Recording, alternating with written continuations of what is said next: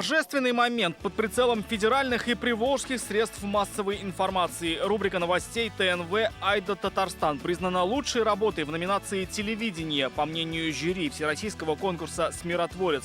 Он проводится с 2008 года Федеральным агентством по делам национальностей совместно с гильдией межэтнической журналистики.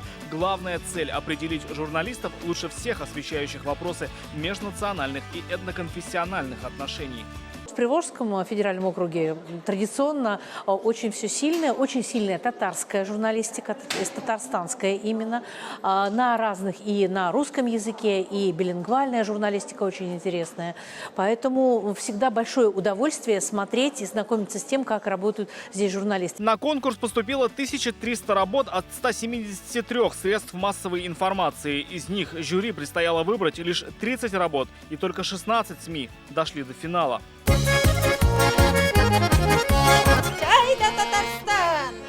Одной из них стала наша рубрика, посвященная Году родных языков и народного единства.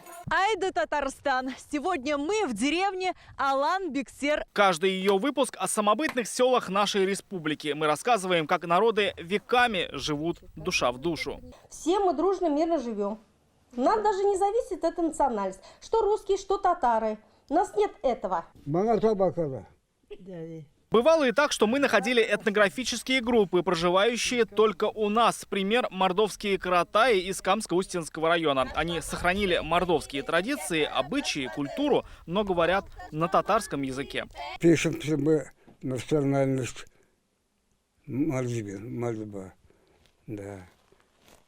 А разговор у нас татарский. Сюжет про каратаев – один из 3 представленных нами на конкурс. Очень радостно, что такие материалы были в шорт-листе. И потом еще был материал из газеты «Наш Черемшан». Тоже рассказывали о мордовских селах, о мордовских диаспорах, которые проживают в Татарии. Это Айда Татарстан снова в гостях. Еще один из конкурсных репортажей был посвящен уникальному селу Рождественно, в котором исторически живут татары и русские, укрепляют дружбу киргизы, армяне и таджики. Третий конкурсный сюжет о селе Алан-Биксер, где живут представители аж 10 народов – татары, русские, таджики, киргизы, армяне и другие. Мы рассказывали и о чувашском народе. Они компактно проживают во многих районах республики, сохраняя и развивая свои культуру, язык и традиции. Кто забывает историю, у того не будет будущего. Всегда надо помнить традиции, и не только помнить, но еще и возрождать. О чувашах Татарстана журналисты всей России узнали на их исторической родине. Именно в Чебоксарах прошел финал приволжского этапа ежегодного всероссийского конкурса «Смиротворец». Именно здесь нашу рубрику признали лучшей в номинации «Телевидение». Материалы газет «Казанские ведомости» и «Наш Черемшан» получили призовые места в номинации «Печать» за то, что мы говорим о главном богатстве Татарстана – богатстве культур и дружбе его народов. Рамиль Шайдуллин, ТНВ, Чебоксары, Татарстан.